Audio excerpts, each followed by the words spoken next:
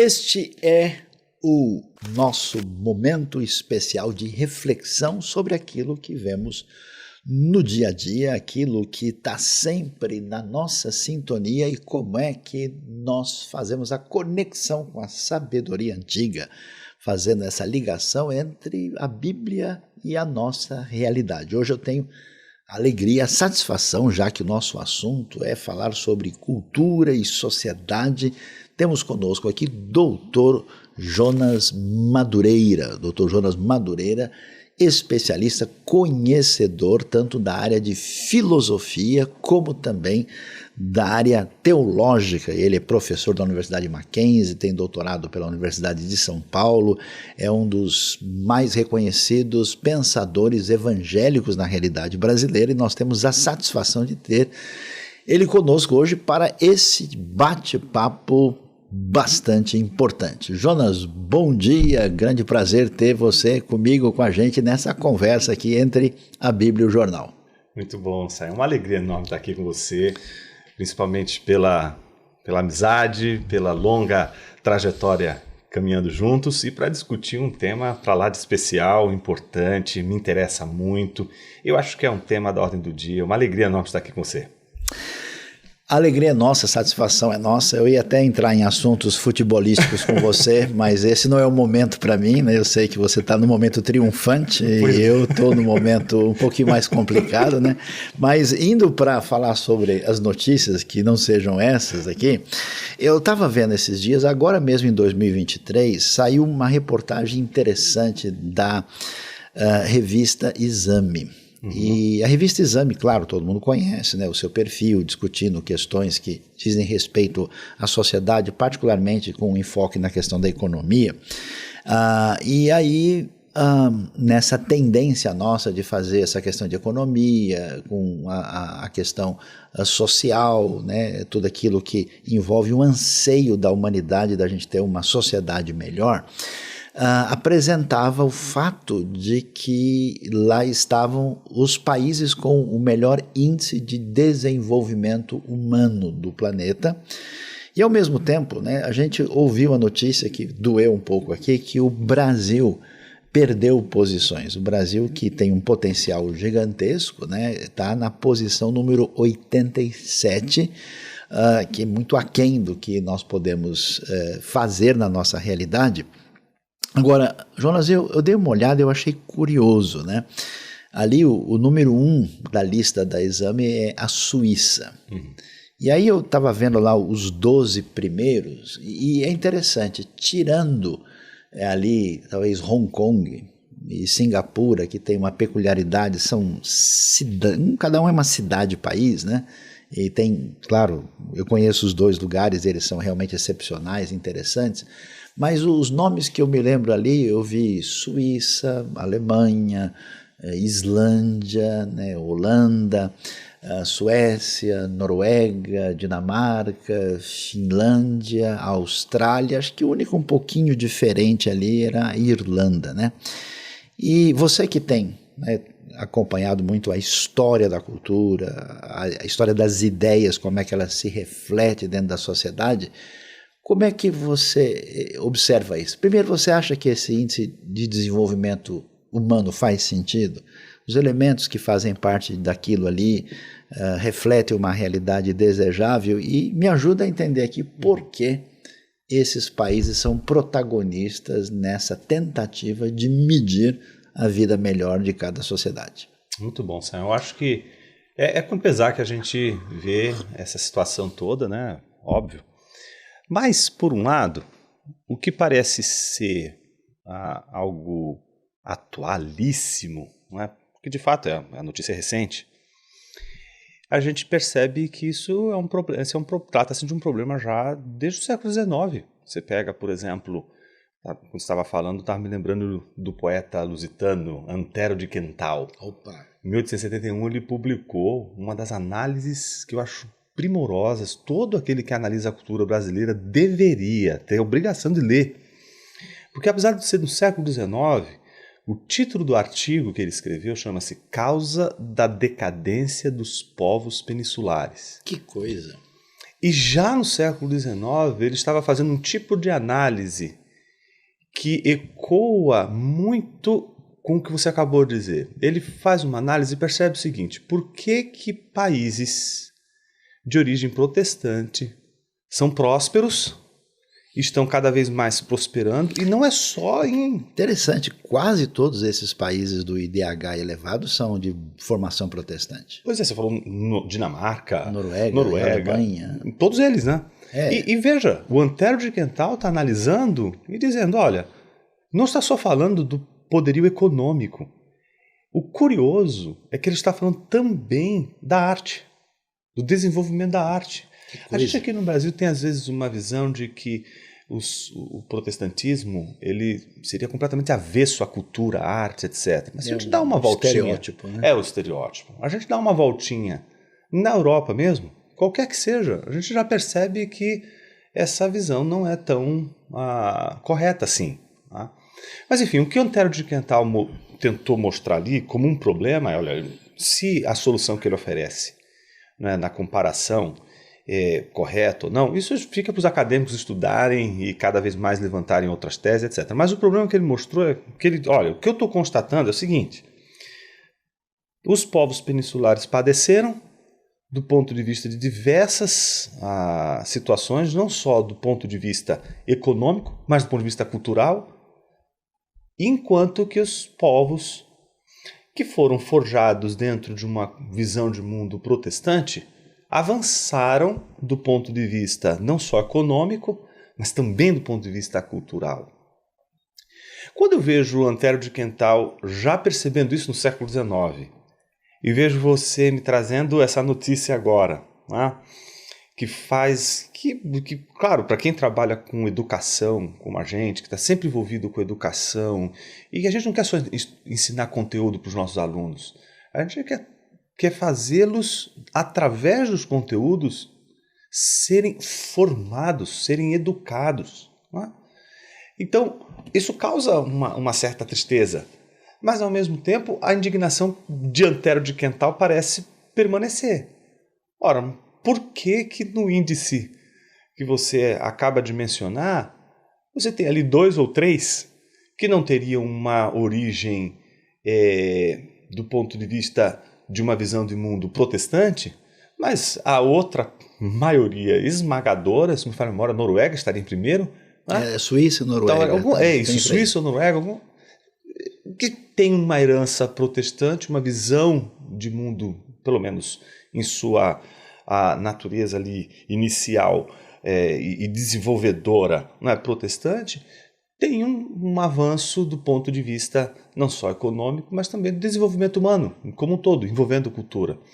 Eu tendo a pensar, Sayão, que há uma discussão que a gente não consegue travar hoje com muita clareza, porque a gente tem alguns entraves emocionais, inclusive. Porque é como falar de futebol. Opa, assunto complicado isso. Deixa eu tomar um copo d'água aqui. Você pode... Veja, seu time, não é porque seu time está indo mal, né, que você pode agora simplesmente jogar tudo para o alto dizendo, vou abandoná-lo. Não, porque de alguma forma, né, a coisa está ali, né? Está ali, tá guardado. Então, às vezes a gente tem dificuldade de fazer essa nossa análise peculiar, porque esse tipo de análise envolveria uma reflexão profunda sobre a nossa própria visão de mundo. E eu tendo a pensar, Sayão, que é muito mais fácil a gente observar a visão de mundo do outro do que analisar a nossa própria visão de mundo.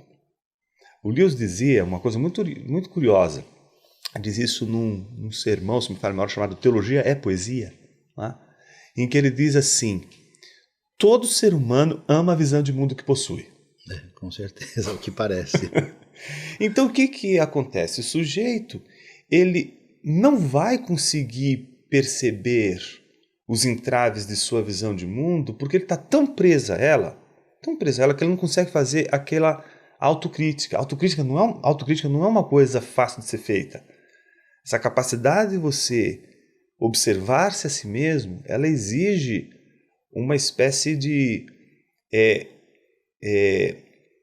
capacidade de observar você mesmo sem ficar dodói com aquelas questões que você, quando vai tocar, você diz assim, puxa, isso aqui é um problema. E eu penso, Sayão, que boa parte da nossa autocrítica passa, mas de longe passa naquilo. Às vezes eu vejo algumas análises do nosso contexto brasileiro que as pessoas estão criticando o que, em relação ao mundo europeu e etc., é justamente o nosso trunfo. Pois é. Veja, o que é maravilhoso na nossa cultura brasileira, se de repente acontece alguma coisa aqui que a gente não está esperando, a gente... Já não estava esperando desde muito tempo. E a gente vai lá e dá um jeito e resolve. Para conseguir um improviso lá tá difícil. Para conseguir um improviso lá, se falta o regente do coro...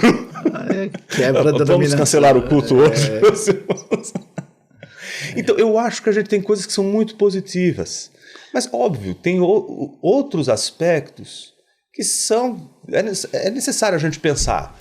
Então, se de um lado o improviso é algo importantíssimo, que sem ele não teria jazz, por exemplo, pois é. O que seria do jazz sem o improviso? Seria difícil, né? Seria difícil. Mas, ao mesmo tempo, nem tudo pode ser só improviso.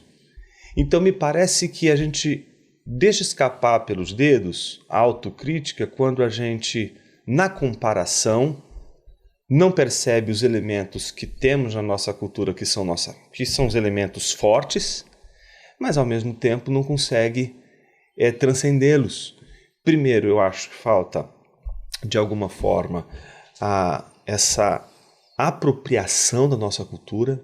A gente se desapropria muito facilmente dela, não consegue reconhecer aqueles elementos fundantes da nossa cultura e, por essa razão, a gente não consegue pensá-la. E não consegue pensá-la de uma maneira em que a produção cultural ela seja uma produção de desenvolvimento, de crescimento. Isso, por um lado, parece ser um bom caminho. Mas, por outro, Sayão, agora eu penso aqui não como alguém que só está olhando para a análise da cosmovisão, análise de visão de mundo, autocrítica, mas como um cristão. Eu entendo que o Evangelho é um ponto central na vida não só de uma cultura, mas também de uma pessoa que transforma. Que transforma. Todas as vezes que a gente coloca, me parece, que qualquer coisa que não seja o Evangelho nessa centralidade, né, e que vai ocupar esse lugar, a gente vai ter desequilíbrios, a gente vai perder o jogo. Quando a gente volta para o Evangelho, eu acho que a gente tem muito mais condições de desenvolver uma cultura sadia. E eu não estou dizendo aqui que... Não estou me referindo apenas àquela cultura religiosa dos domésticos da fé. Eu estou dizendo uma produção cultural que contribui para a esfera pública. Então, deixa eu tentar entender. Se eu estou acompanhando bem a sua colocação aqui, a gente não precisa nem deve abrir mão da nossa brasilidade, né? Quer dizer, não estamos dizendo aqui, que seria legal se a gente fosse suíço, fosse norueguês, né? Não é essa a questão. Mas você está falando do Evangelho e aí muita gente, talvez acompanhando a gente, está pensando, agora o pessoal vai usar o assunto para defender a religião deles. Mas o foco aqui é o seguinte, nós não estamos nesse momento considerando propriamente detalhes da dogmática ou questões propriamente da teologia, né, no intramuros aí dessa discussão, mas assim, existem elementos nessa tradição protestante de construção de cultura e sociedade que no mínimo merece atenção. Inclusive eu li um artigo interessante falando que muito daquilo que você vê do desenvolvimento histórico recente de lugares como Coreia do Sul, Taiwan, Japão, Hong Kong, Singapura, interagiu de maneira muito forte com a tradição, vamos dizer, do mundo de base protestante e considerou esses elementos na tentativa de reconstrução ou de construção da sociedade. Acho que um exemplo extraordinário é a Coreia do Sul hoje, que em algumas décadas se tornou metade cristã e ela tem um perfil muito peculiar nesse sentido. Então, quando a gente pensa em a questão de pobreza, equidade, ética dentro da sociedade, liberdade, pensa nesses valores que compõem, né, essa realidade desejável como democracia, tal. Eu me lembro, uma vez eu estava passando na Suíça, a gente esteve junto na Suíça, a gente estava passando, e aí estava em Genebra e alguém disse, sabe a pessoa importante aqui do parlamento, então a casa dele é ali, eu não podia nem reconhecer a casa do indivíduo, né? E aí, até eu perguntei para várias, nunca consegui ninguém que pudesse me responder de cabeça quem que é o presidente da Suíça, porque, tipo, ele é irrelevante. Então, o que acontece? Você, como um analista da história, até do ponto de vista social, econômico, filosófico, quais são esses elementos que a gente tem presente numa sociedade protestante que são promissores na construção de uma sociedade e incentivam a cultura de maneira produtiva e que talvez a gente deveria ter a humildade de aprender com essa galera, né? E depois eu quero fazer pergunta difícil para você. Tá bom. Eu entendo, Sayão, que nessa abordagem da questão dos motivos, das razões, um autor que a gente pode até discordar dele de determinados pontos e não concordar 100% com o que ele está dizendo, mas a gente não pode ignorá-lo, é Max Weber. Tá? Quando ele escreve, né, e fala sobre a ética protestante, o espírito capitalista, ele vai descrevendo, apesar de que de uma maneira redutora, o que ele vai fazer? Ele vai pegar uma corrente do protestantismo, vai pegar a análise de um puritano, que é o Richard Baxter, e vai reduzir todo o protestantismo ao Baxter. Então, isso do ponto de vista de quem está enxergando o tal da ética protestante, já limitado. Puxa, é bastante limitada a visão do puritanismo, do protestantismo, como ele está enxergando ali. Mas ok, há algo, apesar da redução, há alguns elementos que ele nota que são importantes e que dizem respeito, sobretudo, a essa ética protestante, que é uma ética, em primeiro lugar, pautada na liberdade. Essa ética pautada na liberdade começa com o próprio tratamento das Escrituras. Tá?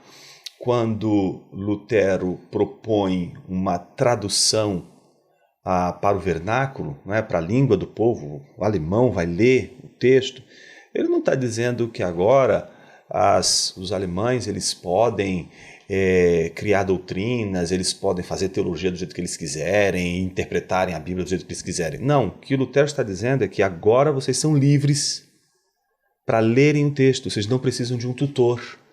Livre exame. Exato, para fazer esse livre exame. Aí a palavra é bem apropriada. Ele tem a liberdade de examinar o texto. Então, essa liberdade que vai, de uma maneira consistente, forjando a noção do indivíduo. Não precisa do sacerdote ler para ele. Esse é o ponto. Então, você vai ter, óbvio, que uma ênfase no indivíduo. Ah, mas Jonas, então isso quer dizer que o protestantismo ele é individualista? Então alguns fazem esse tipo de pergunta, meus alunos vivem fazendo esse tipo de pergunta. Então quer dizer que aí nasce o individualismo capitalista, etc. Faz um balaio de gato que não... Não, calma. Veja, não existe protestantismo sem noção comunitária. Entende? O contexto protestante não é um contexto marcado pelo individualismo. A gente tem que tomar muito cuidado com essa perspectiva, tá? Porque há uma noção muito forte de comunidade, mesmo e sobretudo no contexto alemão. De lei, né? De lei, inclusive. Agora, essa ênfase no indivíduo e na liberdade, óbvio, vai favorecer as iniciativas.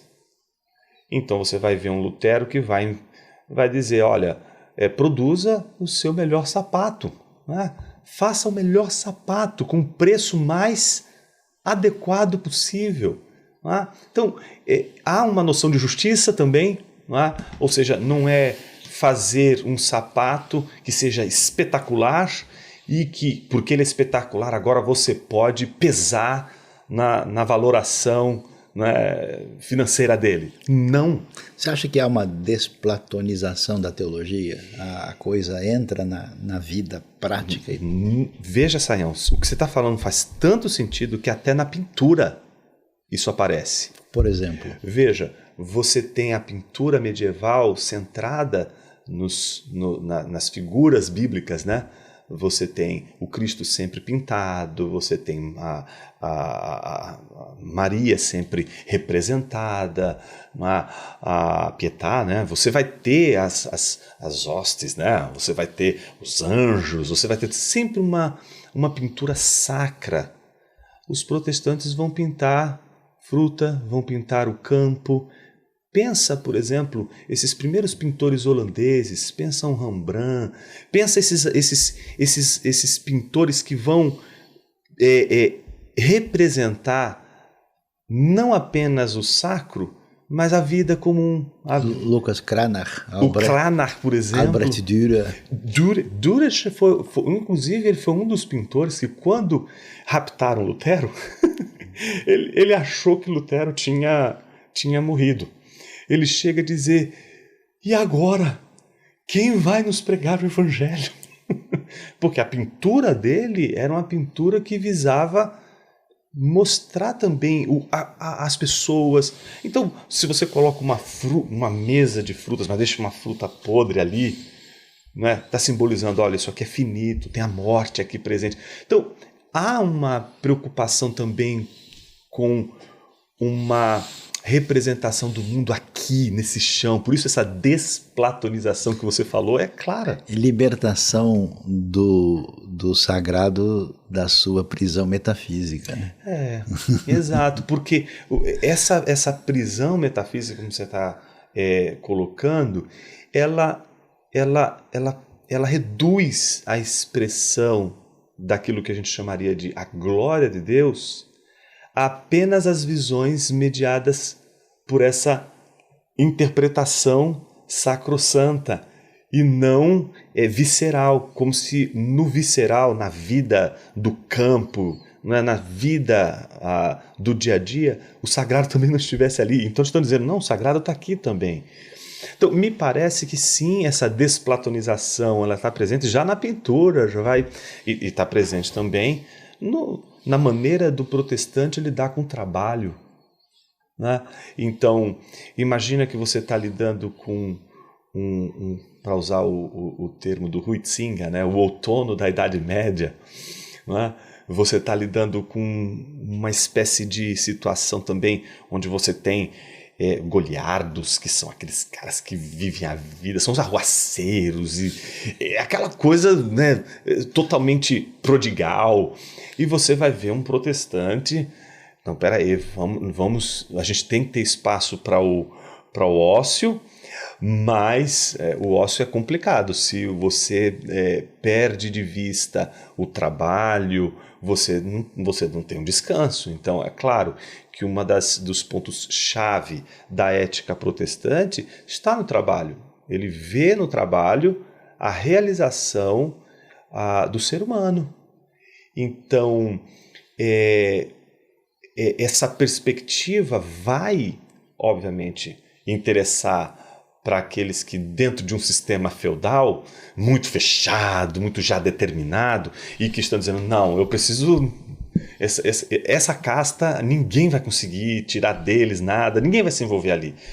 E você vai ter do lado os comerciantes, você tem as guildas, os protestantes estão usando as guildas, eles estão vendendo, eles estão produzindo. Então, óbvio que isso vai trazer um movimento de desenvolvimento muito maior do que uma espécie de economia baseada numa distribuição centrada num feudo, numa estrutura dessa natureza como era a medieval. Então, eu entendo que sim, os protestantes eles desplatonizam, eles na esteira do Weber, né, tem uma ética do trabalho muito forte, então isso provoca, óbvio, desenvolvimento. Você vai ver que é uma das coisas mais interessantes, né? Você lê, um John Bunyan, né? O Peregrino, e você compara com Macunaíma. É um pouco diferente. Você vai ver que é muito diferente, a personagem é diferente, não é? A maneira como lida com a vida é diferente. Então, óbvio que é uma análise superficial, porque a gente está falando a partir de literatura, uma série de coisas, mas me parecem serem sinais. Né? Então, mas você falando isso, eu acho realmente curioso, e aí quando você tem uma larga experiência no ambiente universitário, como eu também, e eu acho assim, né, infelizmente o óbvio não está à disposição de todos, né? A gente, por exemplo, olhando para a história da Europa, você vai ver os povos da Escandinávia sendo tipo os últimos a serem cristianizados, né? E até me lembro, né, o pessoal falava da invasão dos vikings na antiga Normandia, ad furia Normanorum libera-nos Domine, livra-nos, ó Deus, das fúrias dos homens do norte, né? E aí, todo o eixo cultural preponderante que nós temos no período antigo até o medieval é a Europa do Sul. Você tem a cultura grega, a cultura latina, a glória de Roma, um momento extraordinário da Península Ibérica. E a gente vê que do século XVI, essa cultura efervescente, prolífica e promissora, ela se desloca para o centro-norte da Europa. Então você vai ter um caminho impressionante na cultura alemã, né? Mesmo na sua formação pós-reforma, depois no Die Aufklärung, né? Com o iluminismo, com todo aquele monte de os povos de língua inglesa, com a Inglaterra, as Ilhas Britânicas, a formação dos Estados Unidos, e a Escandinávia, que sempre está assim, no hit parade, né? Da classificação do IDH.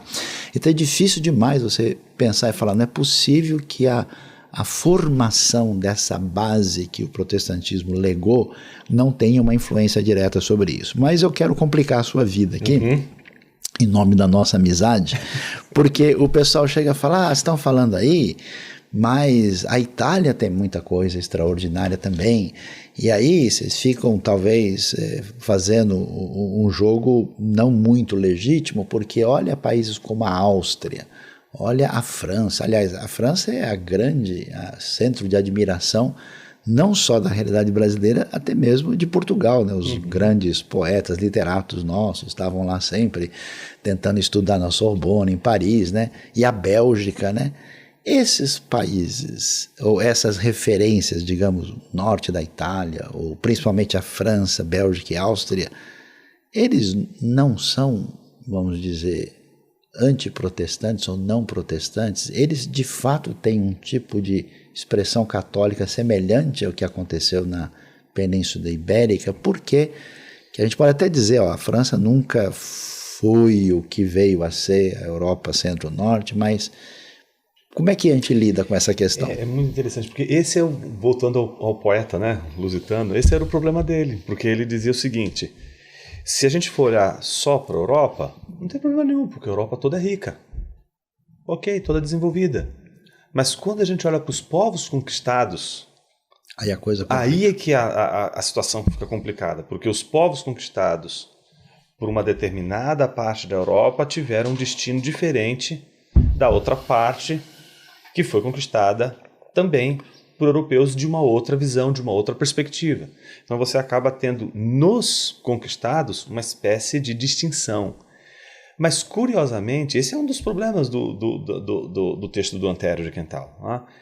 Isso não explica o porquê há o avanço ali na própria Europa. Agora, a Europa é muito difícil da gente analisar em contraste com os povos peninsulares, porque a gente está falando de uma civilização gigantesca.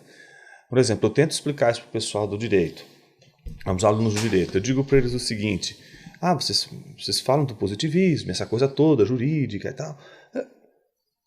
Por exemplo, você pega a sociologia, que é uma ciência que basicamente nasce no século XIX. Né? E você tenta comparar com o direito, que já tem os seus princípios na antiguidade, é uma ciência milenar. Entende? Então existe muito tempo antes. Então ela tem um lastro histórico muito gigante. Não dá para você comparar com a tradição conceitual da sociologia com a tradição conceitual do direito. É um mundo completamente diferente. Então, eu penso que você comparar sociologia com direito é como comparar os povos peninsulares com a Europa. A Europa, ela, do ponto de vista cultural, ela tem um legado enorme, gigante, uma produção que você não consegue ocultar. Ela é o elefante na sala. Entende? Você não consegue dizer que qualquer lugar que você vai na Europa, você vai ver ali um portão que era 300 a.C. Né? Sei lá, então você vai ter... Muita coisa. É muita coisa. Então, eu entendo que é complexa a formação do contexto europeu, para falar desses termos, porque você tem ali uma confluência tanto da visão de mundo greco-romana, como da visão de mundo judaico-cristã. O Ocidente, sem esses dois fundamentos, não existe. Não existe. Tudo que se faz na Europa, se estuda na Europa, você pega os pilares culturais da Europa, as raízes você vai encontrar tanto na literatura greco-romana como na literatura judaico-cristã. E eu não diria que você teria ausência de um em algum momento, não. Ela é presente e constante na produção, no desenvolvimento da Europa. Então você acha que ambientes como Áustria, França e Bélgica estavam numa relação de pertinência e conexão, vamos dizer, com o mundo menos medieval que ficou no Sul? Então o tipo de catolicismo e até de secularismo traz uma distinção de caminhada. Exato, mesmo porque você toca num outro ponto importantíssimo, sabe, que é o secularismo. O secularismo ele é um produto do cristianismo ocidental. Com certeza. Nunca me esqueço que estava estudando na Universidade de Colônia, na Alemanha, tem um andar de cima que era só dos averroístas. Opa, que estudavam que isso, Averroes. Exato, Averroes, a filosofia árabe, etc. E eu lembro que numa das discussões que a gente teve lá, eu assisti uma exposição de um aluno, de um orientando lá do programa, e um dos que estavam ali na mesa perguntaram para ele, né? Mas e como o Islã lida com o secularismo? Ele olhou e disse assim, lidar com o quê? Não existe secularismo. O secularismo não é um problema para o Islã, é um problema para os cristãos. Ibn Shurud. Você tem uma outra situação, porque o secularismo... as pessoas elas acham que o secularismo, por exemplo, é um movimento antirreligioso. Não é um movimento antirreligioso, ele é primeiramente um movimento anticristão que só poderia surgir no meio cristão e usa o vocabulário cristão, inclusive.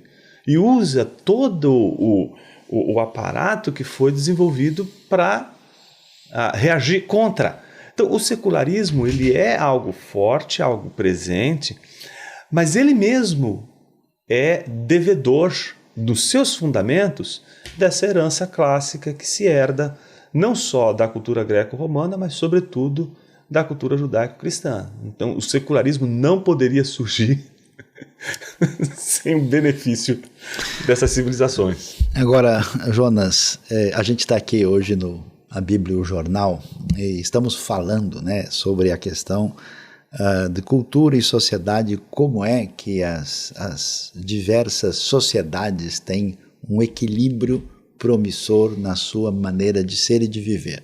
Então, estamos falando de economia, estamos falando de liberdade, de democracia, de educação, daquilo que é chamado de índice de desenvolvimento humano, e vendo aí como países de formação basilar protestante têm um destaque nessa classificação. E pensando sobre essa realidade aqui, juntamente com o meu amigo Jonas Madureira, eu tenho uma pergunta aqui, Jonas, um tanto quanto incomodante, que é o seguinte: não faz tanto tempo eu vi um artigo, saiu até numa revista americana, dizendo, será que a América Latina está se tornando protestante? Aí avaliava o crescimento, digamos assim, evangélico, né? Em países como Brasil, Chile, Guatemala, né, que eram os principais destaques. E aí eu penso o seguinte, parece que nós temos aí mais de 60 milhões de evangélicos / protestantes na sociedade brasileira, com ou sem colesterol, né? Com todos os elementos mais complicados ou não. E aí, essa nossa sociedade não está se tornando protestante. Eu ligo a TV, por exemplo, todo dia, acho que a maioria dos canais da TV aberta eu vejo alguém com a Bíblia lá, e ele está falando uma série de coisas. Quando eu leio um pouco de Calvino e Lutero, não reconheço tanta similaridade assim, né? Mas por quê? Me corrija se eu estiver errado. Por que essa realidade religiosa que aparece, por exemplo, no Brasil, em grande parte da América Hispânica e em outros lugares do mundo também, mostra para a gente um tipo de protestantismo, meio evangélico, de teor um pouco diferente? Esse contexto, será que tem potencial para produzir uma sociedade assim, ou ele é reflexo de uma outra situação? Quer dizer, todo protestantismo é saudável do ponto de vista da construção, ou existe protestantismo assim que precisa melhorar um pouco? Como é que é essa história? É maravilhosa. E já começa pelo termo evangélico, né? Se você falar evangélico na Alemanha, é um luterano. Se você fala evangélico no contexto britânico, já é um outro evangélico que é diferente do evangélico norte-americano, e que no contexto latino-americano, especialmente no Brasil, também é outro contexto, tem outros princípios, né? Eu entendo que o nosso protestantismo, não é só o evangelicalismo brasileiro ou evangelicismo brasileiro, mas o protestantismo brasileiro tem uma alma católica muito forte. Como é que é, mano? Peraí. Imagina o seguinte, Sayão. Protestante brasileiro de alma católica. Isso aqui tá virando assombração. Tá virando. Então, como é que é essa? Explica pra gente esse negócio. Sayão, eu fico me perguntando, né? Em que sentido isso? Imagina que quando a gente impetra a bênção apostólica no final do culto, um protestante simplesmente ouviria. Mas no momento que o protestante faz assim, ó, baixa a cabeça, fecha o olho e chupa o dente. Entendeu? Esse é uma outra referência. É um misticismo. É uma outra referência, é uma outra maneira de lidar com a tradição. E veja, não há como a gente se livrar disso. Eu acho que o pensador protestante que não consegue enxergar essas coisas e analisar elas com clareza e sensibilidade, a ponto de perceber que isso está entranhado, não vai conseguir entender o evangelicismo ou o evangelicalismo brasileiro. Porque desde a nossa formação, veja, a gente não lê O Peregrino. Não, O Peregrino é um livro básico para um anglo-saxão. Exato, o anglo-saxão está ali lendo quando é pequeno, como a gente vai ler os nossos livros aqui. E os nossos livros, a nossa literatura, ela é uma literatura fortemente católica, né, de tradição católica. Tá? Salvo um ou outro autor que a gente se surpreenderia, como por exemplo o Nelson Rodrigues, que teve uma origem batista, né? Pois é, a prática não era tanto. A prática não era tanto. Mas você já vê alguma coisa ali talvez diferente quando se fala, quando você tem alguma expressão religiosa ali, você tem já um viés ali mais protestante que aparece ali de alguma forma na linguagem. Né? Mas ainda assim é um contexto que a gente não pode negar. O nosso transfundo católico ele é inevitável, incontornável. Então, a gente tem que saber lidar com essa realidade, entendendo que algumas coisas elas são tão culturais que a gente faz sem a gente perceber. Então pode haver um indivíduo que ele seja de verniz protestante, mas a sua estrutura de pensamento continua. Agora a gente entrou no ponto, Sayão. Imagina o seguinte, as pessoas pensam assim. Como que as pessoas pensam? Eu tenho uma cosmovisão. A teoria da cosmovisão é uma das coisas mais complicadas. Eu não sei, eu ainda estou para entender onde a gente for chegar com isso, mas a pessoa acha que ela tem uma cosmovisão. Uhum. E essa cosmovisão é perfeitinha, toda arrumadinha. Minha cosmovisão agora é protestante. Sim. Então não tem contaminação de absolutamente nenhuma outra visão de mundo. Errado, não tem, isso não acontece. Primeiro que você não constrói uma cosmovisão. Né? Você nasce, cresce num contexto, esse contexto, a visão de mundo está presente na própria organização dos objetos. É o oxigênio. É o oxigênio, a ordem das coisas. Eu tento explicar isso para as pessoas, e as pessoas ficam assim, mas Jonas, não estou entendendo. Eu falei, pensa o seguinte, o jeito como você entra numa casa agora, Sayão, você olha e observa o Salmo aberto, a Bíblia aberta no Salmo 91 com um copo de água do lado. Você já sabe o segmento. Exatamente. Se você entra na casa do sujeito e vê uma carranca na frente, você já sabe o segmento. Você vê uma imagem, não é, da Aparecida com uma vela, você sabe o segmento. E o jeito como uma pessoa organiza a casa dela, você vai dizendo, essa pessoa ela tem um estilo X, essa pessoa tem... Porque a própria organização dos objetos do mundo representa essa visão de mundo. Eu tento dizer para as pessoas o seguinte, imagine se você fosse fazer um regresso até a primeira cosmovisão do mundo. A primeira visão do mundo sequer foi humana, foi divina. Deus pegou, organizou tudo, não entregou a gente o Éden. No Éden, deu um jardim ordenado. Ali estava a visão divina, estava ali. A gente assimila aquilo ali. A gente cresce com aquilo ali. E o que pode acontecer no meio do caminho? A gente pode rejeitar essa visão de mundo, mas ninguém rejeita, Sayão, uma visão de mundo por nada. Você sempre vai rejeitar uma visão de mundo por outra visão de mundo. Uhum. Só que para você aceitar uma outra visão de mundo, você usou os fundamentos dessa primeira visão de mundo que te formou para entender uma visão diferente da sua. Interessante. E não tem jeito. Será que corre o risco de trocar água benta pelo óleo ungido? Imagina, por exemplo, uma pessoa que era um ateu e se converte, certo? Ao cristianismo. A articulação dele. A articulação dele de recepção do evangelho é de uma visão de mundo ateísta. É interessante. E aí, aos poucos, ele de repente está tudo misturado. Observa um ateu, por exemplo, como C.S. Lewis, que transita de um lado para o outro. As primeiras questões dele são questões que um cristão jamais faria. É verdade. Só que quando a visão dele é modificada e ele tem um peso agora, que é uma visão de mundo cristão, as pessoas acham que agora é uma visão de mundo pura. Não existe visão de mundo pura. Você vai ter uma visão de mundo que é hegemônica, que é aquela que tem os seus princípios mais fortes, mas você é atravessado por outras visões de mundo que vão te influenciar, que vão influenciar você. Então, você nasce brasileiro e você, por mais que seja católico, protestante, umbandista, budista... É um brasileiro. É um brasileiro. Não tem jeito, você vai modificar. O sabor da feijoada não sai da boca. Não vai. Agora, mas vamos lá, você está me deixando meio... Deixa eu beber um copo d'água aqui.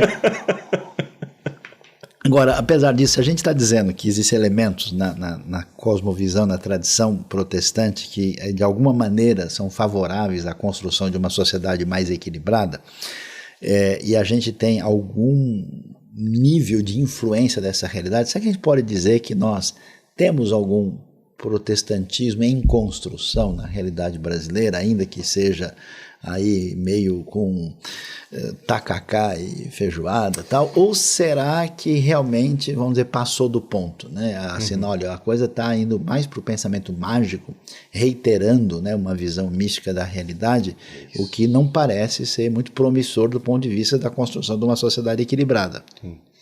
Eu vejo isso, Sayão. Eu vejo que a gente tem e aí a gente volta àquela questão inicial. A coisa mais difícil no mundo é você fazer autocrítica. Porque a gente gosta da visão de mundo que a gente tem. Como é que a gente ajuda isso? Esse é o ponto. Eu acho que se a gente não tiver condições de, em primeiro lugar, desenvolver uma humildade, eu vou chamar aqui de humildade epistemológica, e vou explicar o que é isso. Uma humildade epistemológica é uma humildade no conhecimento. Essa humildade passa pelo pressuposto de que eu não sei tudo. Eu ignoro algumas coisas e são coisas importantíssimas. A gente acha que até Deus é brasileiro, né? Aí fica difícil. Aí fica muito difícil. Porque aí fica fácil. Deus concorda com a gente, né? Aí quem vai discordar de Deus? Então, eu vejo, Sayão, que essa situação ela faz a gente, nessa humildade, baixar a bola e dizer assim, eu tenho pontos cegos e eu não estou enxergando e eu preciso do outro que de alguma forma me diga, bicho, o que você está fazendo aí não está certo. Mas como não está certo? Eu posso até brigar. Ok, mas escuta, tenta ouvir, reflete, né? Tenta refletir, alguma coisa pode estar errada aqui que eu posso consertar. E eu entendo, Sayão, que um país, uma sociedade, uma comunidade só passa limpo sua história se fizer autocrítica. E não existe autocrítica coletiva. Não dá pra gente fazer, vamos dar as mãos e fazer. A autocrítica ela passa quando ela é percebida pelos exemplos. Eu entendo, Sayão, e aí é uma influência de um pensador eu tenho lido recentemente, eu tenho admirado demais o que ele tem produzido. Óbvio, tem as minhas reservas, mas ele tem uma contribuição enorme, chama-se René Girard. Girard. E o Girard, ele fala uma coisa muito interessante. Ele diz que as culturas elas são mediadas por exemplares. Então, se os líderes de uma sociedade não dão exemplo de autocrítica, não espere autocrítica da sociedade. Então, os faróis da cultura, os artistas, os religiosos, né, sacerdotes, pastores, presidentes, ministros, juízes, senadores, políticos, se a camada que lidera uma sociedade é incapaz de fazer autocrítica, como é que a gente pode esperar do povo autocrítica? Então, eu acho que ele tem toda a razão quando ele diz que o desenvolvimento de uma cultura começa quando a liderança é capaz de fazer autocrítica e mudar. E aí eu me pego numa situação que é a da tristeza inicial, da sua fala inicial. E eu entendo essa tristeza, porque a gente olha o nosso país e a gente viaja o Brasil, né, Sayão? E quando a gente viaja o Brasil e viaja para fora, a gente olha e fala assim, meu Senhor, a gente está sentado num tesouro. É extraordinário. É extraordinário. O que a gente tem aqui é uma coisa extraordinária, mas ao mesmo tempo a gente tem um aspecto autodestrutivo que me parece ser corrigível. Acho que sim, mas eu acho difícil a gente conseguir um caminho que não tenha na sua origem uma mudança naqueles que justamente seriam os educados, os cultos, as referências. Então, eu acho que passa um pouco por isso aí. Muito bom. Bom, estamos aqui praticamente encerrando o nosso momento de bate-papo aqui com o Dr. Jonas Madureira, entre a Bíblia e o jornal, né? O desafio de construção de uma sociedade promissora, com educação, com liberdade, com democracia, com progresso em diversas áreas, progresso social, um relacionamento adequado. E falamos aqui um pouco hoje da contribuição histórica da tradição protestante, como isso de alguma maneira deve ser percebido dentro da realidade brasileira. E eu quero agradecer, né, de coração, meu amigo Jonas, por ter estado com a gente aqui e convidá-lo, inclusive, para dar as suas palavras assim, de desfecho, né, e até mesmo uma mensagem final para os nossos queridos que estão conosco aqui neste dia especial de reflexão entre a Bíblia e o jornal. Obrigado, Sayão. Obrigado pela oportunidade de estar aqui conversando com você, falando com aqueles que têm acompanhado, não é, esse programa. Realmente, acho que a questão da cultura, como a própria palavra já evoca, né, é uma questão de jardinagem, é uma questão de cuidado, e é tão interessante, que se você pega a natureza, parece que, né, uma árvore, as flores, elas não precisam do homem para se desenvolverem, elas se desenvolvem. Mas as cidades não. Não brota a cidade das árvores, não brota a cidade da terra. A cidade, ela é como um relógio. Se o relógio para de funcionar, não tem nada dentro do relógio que faça o relógio voltar a funcionar. O relógio vai precisar do relojoeiro para consertar. Cidades precisam daqueles que fazem a cidade não só existir, mas a cidade se manter. Se os homens param de cuidar da cidade, a cidade morre. Porque a cidade não é como a natureza. A natureza tem o Criador, ela se mantém por causa do Criador, o Criador cuida da natureza e da natureza, o poder da própria natureza se auto-refazer em vários contextos. Mas a cidade é uma tarefa dos homens. Os homens erguem as cidades, mas os homens mantêm essas cidades. E as cidades, elas existem desde o dia que nós saímos do jardim. Elas são uma saudade do jardim. A gente quer aquele shalom que a gente perdeu no jardim. E a gente tenta reconstruir esse shalom nas cidades, criando defesas, proteção, mas tudo aquilo que a gente faz com as nossas mãos não dura para sempre.